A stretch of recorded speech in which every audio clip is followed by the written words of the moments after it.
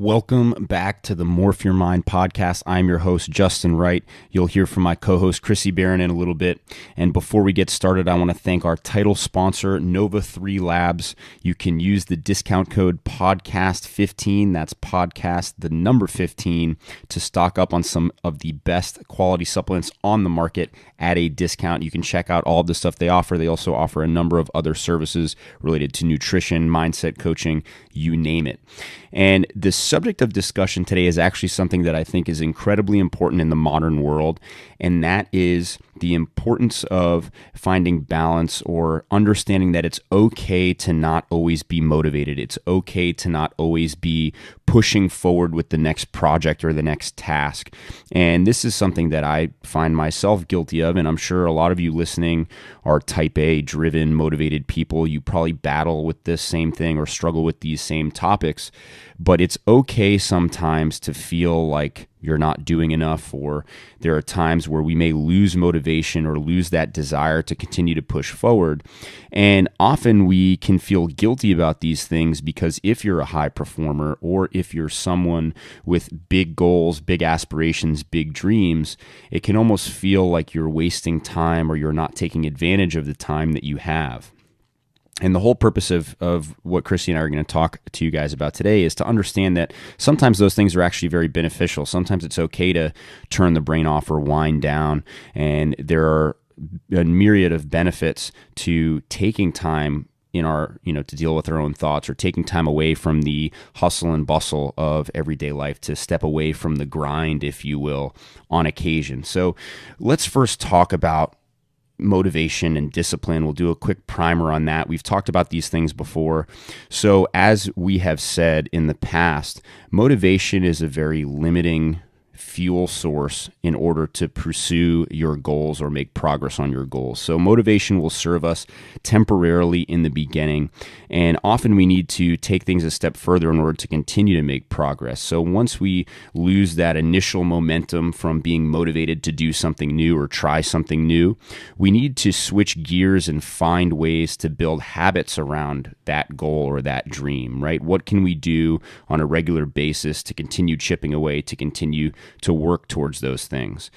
And inevitably, what happens when we do this is that sometimes day after day, week after week, when you're checking off those daily tasks, when you're working and you're building and developing discipline by always showing up, always working towards that goal. If you're an athlete, you're always in the gym, you're doing what you need to do, you're eating well, you're getting sleep, you're focusing on all of those variables. What inevitably happens eventually is that we reach some state of burnout. And there's no one who is superhuman enough to escape this. There's no one who is unaffected by this. A name who you are probably very familiar with is Gary Vaynerchuk. He's a serial entrepreneur and a motivational speaker. He talks a lot about the ways that we can get ahead and actually accomplish our goals, especially in a business world. But he recently posted about burnout and essentially said that it's going to happen to you at some point. It will happen to everybody, but it's how we deal with it. It's how we bounce back from it. It's how we recover, take the time to recover, and then come back with a new fuel or new fire to continue to pursue our goals. So eventually you will reach a state where you are burned out, where you don't feel like you can continue to push with the same velocity that you've been pushing. And these things are okay. It's okay to feel that way on occasion. What is more important is that you recognize this and that you deal with it and you actually use this time to recover. So when we're talking about athletes or training people in a physical capacity, there is a need to deload or reduce the training load on an individual after a certain period of time. We cannot make continual progress physically week after week, month after month, year after year. So athletes who are training at the highest level, they're training with competitions in mind, and their training plans are designed around those competitions to essentially peak them for those events. And what needs to happen throughout the year as they train is they need to have these down weeks or these periods where they can rest and recover so that they can come back stronger and they can then continue to push the training in the next phase. And mental capacity works in much the same way, where if you're making a lot of progress towards your goals, or you're making a lot of progress on your business or in your career or in whatever other avenues that you're working on, at some point you're not going to be able to continue to push. The well is going to run dry. And this is a temporary phenomenon as long as you recognize it. And when that happens, when you hit that period of burnout, all you need to do is step away and take time to mentally recover. It's incredibly important that you find ways, or you find outlets that work for you in order to reset your mind. For me, I like to read, or I like to do some type of breath control practice, some type of meditation. When I'm feeling stressed out or when things start to build up, I take advantage of those times to mentally recover. Maybe I'll read something for fun that has nothing to do with what I'm trying to learn, or nothing to do with what I'm working on. And I'll find ways to step away. Maybe it's just a matter of spending some time with friends and not pushing as hard on that work project or that goal. And you can also find ways kind of within each day and within each moment in order to reset the mind. And you can take advantage of small windows of time that you can create for yourself within your schedule to breathe, to meditate, to read, to take a walk outside and get some sunlight and enjoy the weather. Find ways to enjoy those little pieces as well, because one of the biggest problems that I find with a lot of people in today's society from a work standpoint is there's this confusion between being busy and creating value. And what I want you to understand is the difference between those two things. It's very easy to be busy. It's very easy to fill your schedule, to fill your calendar, to be rushing from meeting to meeting, or to be constantly working on something. Being busy is not difficult. But what is difficult is actually creating value. So understand the difference between creating value or building something valuable and just filling your calendar. If you're running around with your head cut off every day, rushing to the next thing, and you don't ever feel like you're making forward progress, chances are you need to actually look at your schedule. You need to look at your calendar, and you need to find ways to cut the fat. You need to find ways where you can build in creative time. So we talked recently about deep work and the need to actually find time to envelop yourself in that creative process. And that's all part of it. If you don't ever build in time to actually think deeply or focus intently on something, and you're constantly busy, then yes, you may be doing a lot of things, but they're going to be very superficial, and it's going to be difficult for you to actually create value or do something valuable that's actually going to move the needle in a big way.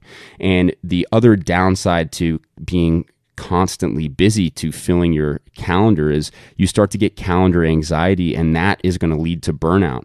When you're constantly moving around going a million miles an hour, those are the times where your mental capacity is going to be stretched to its limit, and you're going to be pushed to a place where you get to that burnout, or you're not able to continue to drive forward. So keep in mind the difference between being busy and being valuable and creating value, and trying to find ways to free up your schedule of unnecessary time or unnecessary things might be very helpful in those situations to avoid that burnout or that situation where you strain your mental capacity.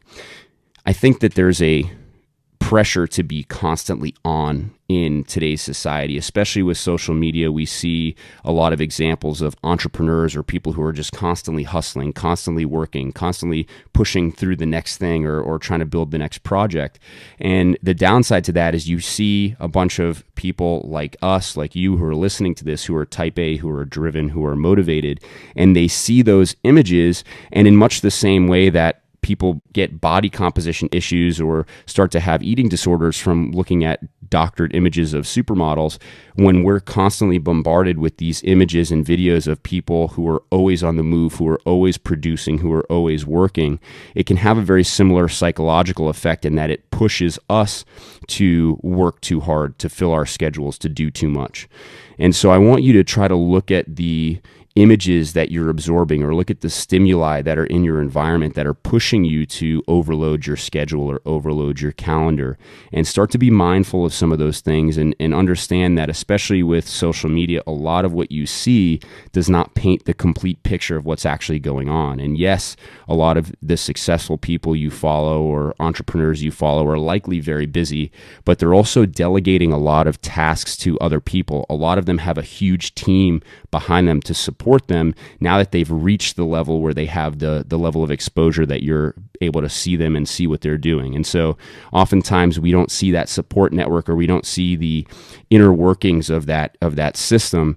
And so it's very easy to think that they're doing everything by themselves. And if you try to replicate that, that can very quickly lead to that burnout or that, state of mental fatigue. And really two last points that are interrelated that I think are important with this is it's important to also build in time to learn and to develop yourself. And so if you're constantly working or hustling or driving towards the next thing, and we don't ever take time to actually slow down and absorb information, then it's at some point you're going to reach a level where you no longer have the knowledge to move forward, or you no longer have the ability to move forward on your own. And so it's also important to slow down sometimes so that you can actually learn, and you can, reflect on your experiences, reflect on what's going on in your life, and try to gain lessons and pull valuable information from those situations. And a lot of people today are so busy that they don't even read books anymore, or they don't, actually watch any educational content or listen to lectures from talented people. And there's so much information available in the modern world that we have access to at our fingertips that it's important sometimes to slow down long enough to actually take in some of that information. And there is a tremendous importance to continued learning and continued development, especially for those of you who are motivated and want to accomplish big things. Take the time on occasion to slow down and just learn, whether it's reading, whether it's listening to audiobooks, whether it's listening to speeches or lectures. All of that stuff is helpful and will give you the tools required for you to actually make difficult decisions down the road. And so don't shy away from those opportunities, or don't think those things are not useful to you. Don't think that you always need to be on and always need to be producing. Sometimes it's okay to slow down and just take opportunities to learn, which are also incredibly important. And, learning and being alone with our thoughts is so critical, in fact, that you may have heard of this, you may not have, but Bill Gates, who's the founder of Microsoft, one of the wealthiest men in the world, one of the most successful people in the world, he takes 2 weeks alone in a forest every year. He literally goes off by himself. He calls them his think weeks. And he does this so that he can escape the constant influx of information or the constant stimuli that are around him when he's in the workplace, when he's in the office. And he takes time to be alone with his thoughts so that he can actually think deeply on a lot of the issues that he feels Microsoft is facing, that he feels like the modern technology world is facing. And he uses this time to essentially unwind, to get rid of some of that overload, to free up some of his mental capacity so that he can solve more important problems. And if one of the most successful people in the world can take time to slow down and can remove themselves on occasion, then I think it's important to understand that that's probably a beneficial practice that we should all incorporate. So find time on occasion, whether it's in your weekly schedule, whether it's, once a month, whether it's every couple months, maybe you find blocks of time in every day, a small 5-minute or 10-minute window where you can breathe or meditate, or maybe you intentionally spend 2 hours on one day of your week just reading and being outside, or taking some break away from the routine.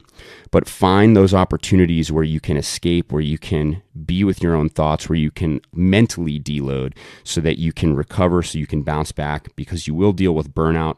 But if we recognize it, if we understand when that's happening and we learn to escape and wind down, then you're going to be able to continue to push forward on your goals and on your dreams. Don't think that you always need to be on. Don't think that you always need to be hustling to be successful, because just as important as that hustle is also the downtime, is also the time where you spend away and where you unload some of that mental capacity, if you will, so that you can relax.